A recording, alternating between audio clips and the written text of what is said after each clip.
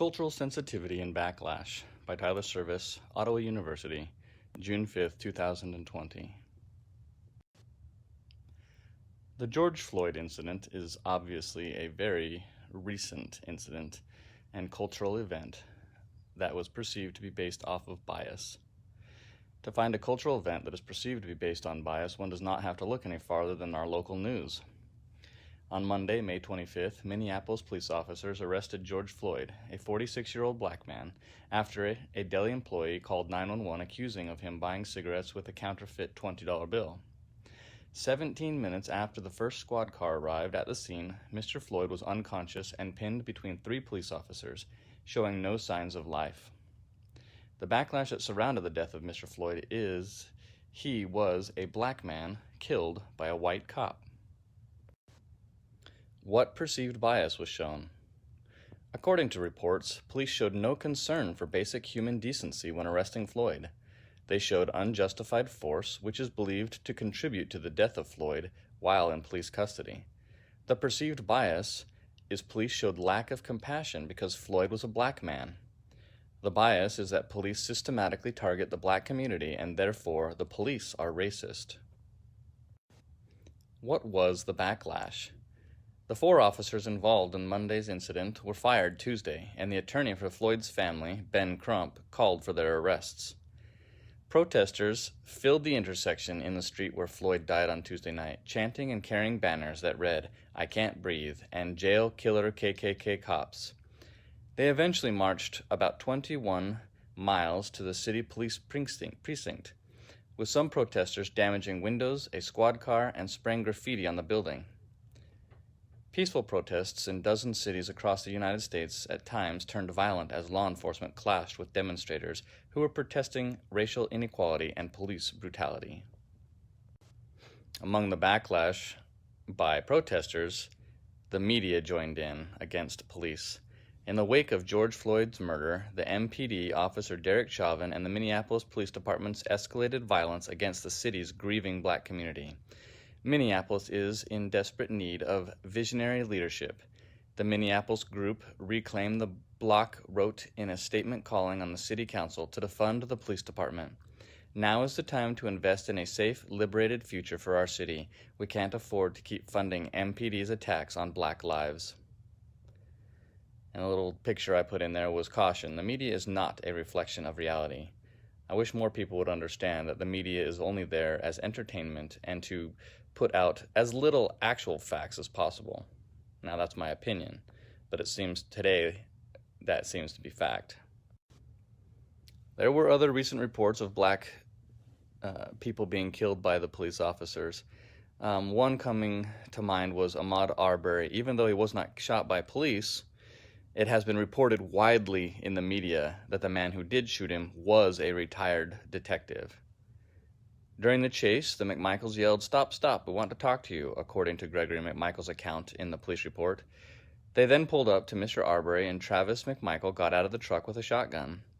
Gregory McMichael stated the unidentified male began to violently attack Travis, and the two men then started fighting over the shotgun, at which point Travis fired a shot, and then a second later there was a second shot. Arbery's death has been used, along with Floyd's, for the recent protests and backlash against police, even though he was not shot by a police officer. Another example is Breonna Taylor. A sad story. On March 13, 2020, Breonna Taylor, a 26-year-old African-American woman, was fatally shot by Louisville Metro Police Department officers. Sergeant Jonathan Mattingly, Detective Brett Hankinson, and Detective Miles Cosgrove forced entry into her apartment in Louisville, Kentucky, under the authority of a search warrant. The sad ending to the tale is that her boyfriend fired at police officers, claiming self-defense. When police returned fire, Breonna was shot 8 times and killed. So what can the police do? What can we do to regain the public trust in the wake of these deaths? Many of the public are calling for blood, and others are stoking the fires of discord. Many are calling for police departments to be defunded. Police need to show support for those who are hurting, those that want real change. Police will have a long, uphill battle to win public support and trust in the cities where these deaths occurred. But change can be made and should be made. Police departments will surely be reviewing their training and use of force policies, especially in the death of George Floyd. Police must take proactive efforts. We can no longer afford to be reactive in all of our efforts when it comes to community outreach. Given the heavy costs of current litigation, however, there is an emerging pattern by local governments to work diligently toward identifying and curtailing all practices and policies that form the basis for acts of discrimination. Some cities, rather than face federal or state court orders or penalties redressing inequitable treatment of persons in matter of employment, representation in government, housing, or access to education, are promulgating ordinances and administrative policies that not only prohibit unlawful discriminatory acts, but also punish the offending officials. In those cities that have instituted their own redress systems, swifter and less costly processes for resolving most charges of discrimination have resulted. It is critical that the government displays a commitment to even-handedness in the treatment of all persons, ensuring that no group is treated with preference over another. Only when a government demonstrates a high regard for the civil rights of its citizens can it expect to receive a high degree of participation, cooperation, and confidence from all citizens in seeing to it that the community continues to thrive and to prosper in all aspects and in all neighborhoods. This is about human rights.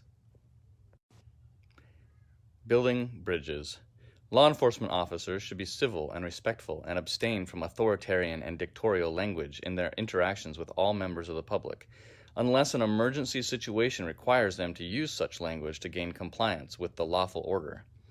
Police officers should never forget the admonition provided by William Lloyd Garrison, which states simply, "That which is not just is not law," during their interactions with their fellow human beings.